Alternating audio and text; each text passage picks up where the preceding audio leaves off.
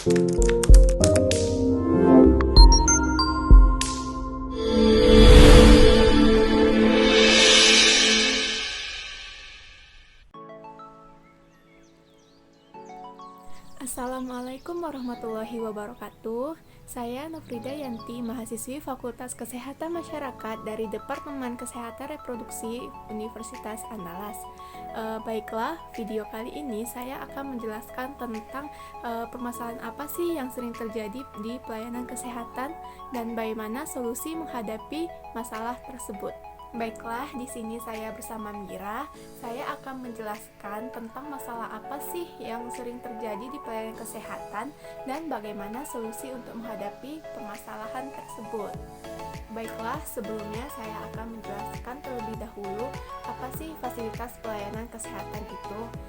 Nah, menurut Peraturan Pemerintah Republik Indonesia Nomor 47 Tahun 2016 tentang fasilitas pelayanan kesehatan, fasilitas pelayanan kesehatan adalah suatu alat atau tempat yang digunakan untuk menyelenggarakan upaya preventif, promotif, rehabilitatif, dan kuratif yang menyelenggarakan upaya pelayanan kesehatan yang dilakukan oleh pemerintah, baik pemerintah daerah dan atau masyarakat. Sebelumnya, Mira tahu nggak sih permasalahan apa yang sering terjadi di fasilitas pelayanan kesehatan?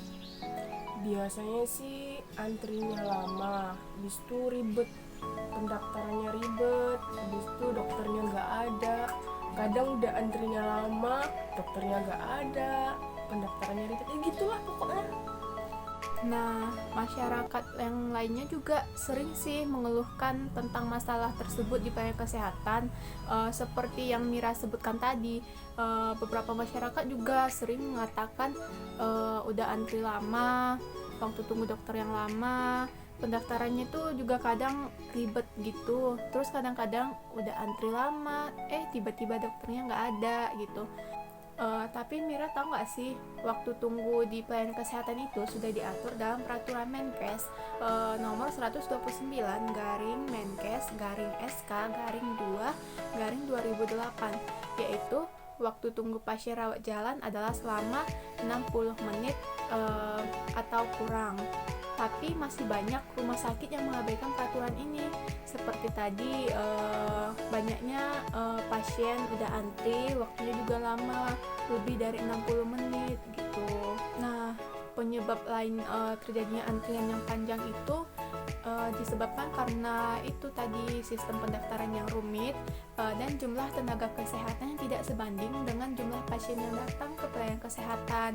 Jadi itu mengakibatkan antrinya lama dan antrinya panjang. Jadi banyak juga masyarakat yang mengeluh gitu. Terus permasalahan ini juga kerap terjadi di rumah sakit, baik rumah sakit milik pemerintah maupun swasta gitu. Mira tahu nggak sih permasalahan lainnya itu fasilitas pelayanan kesehatan itu nggak merata di semua daerah. Misalnya seperti fasilitas yang baik, terus tenaga ahli juga biasanya selalu ditempatkan di perkotaan yang dengan jumlah yang banyak, sedangkan di daerah terpencil itu dia fasilitasnya kurang memadai dan tenaga ahlinya juga kurang di sana. Jadi ini bisa menyebabkan di daerah terpencil itu memiliki fasilitas kesehatan yang rendah dan mengakibatkan masalah kesehatan yang serius gitu. Contohnya di daerah terpencil itu kan bidan desa itu masih sangat minim nih, fasilitas kesehatannya juga masih terbilang minim, sehingga banyak sih masyarakat di pedesaan atau daerah terpencil itu masih menggunakan dukun beranak gitu untuk melahirkan. Tentunya ini akan mengalami risiko yang sangat bahaya terhadap persalinan ibu, dan ini juga dapat menyumbang angka kematian ibu dan angka kematian anak yang tinggi gitu. Nah, Mira tahu nggak sih solusi dari permasalahan yang sudah kita sebutkan tadi? Nggak tahu. Jadi, solusi dari permasalahan tersebut adalah menurut Ketua Bidang Teknologi Komisi Akreditasi Rumah Sakit menerapkan layanan digital sebagai salah satu standar akreditasi rumah sakit. Jadi, kita bisa mengakses layanan tersebut melalui website, SMS, ataupun WhatsApp.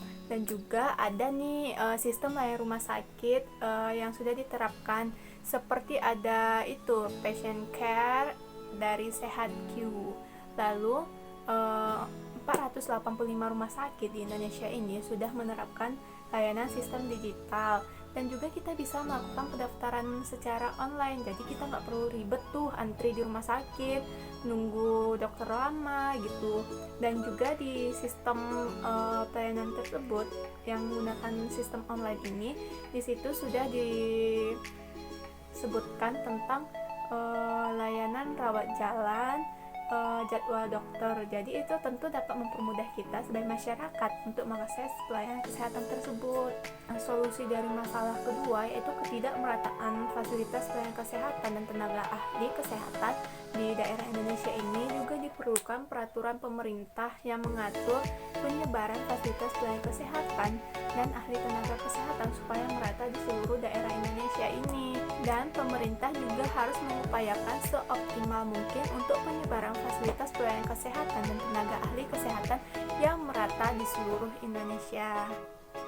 Mungkin cukup sekian informasi yang Rida sampaikan kepada Mira. Sampai di sini, apakah Mira sudah paham gitu? Oh gitu.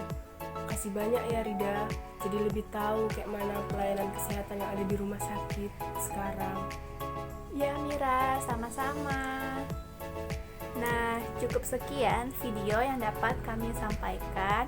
Kurang lebihnya kami mohon maaf. Semoga video ini bermanfaat bagi orang yang menonton. Terima kasih. Assalamualaikum warahmatullahi wabarakatuh.